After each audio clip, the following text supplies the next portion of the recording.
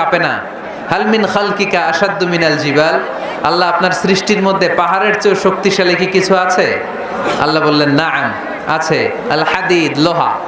লোহা পাহাড়ের চেয়েও শক্তিশালী, কারণ লোহা পাহাড়ে মারলে পাহাড় ভেঙে যায়, ঠিক কিনা? ফেরেশতারা আরো অবাক, লোহা এত শক্তিশালী।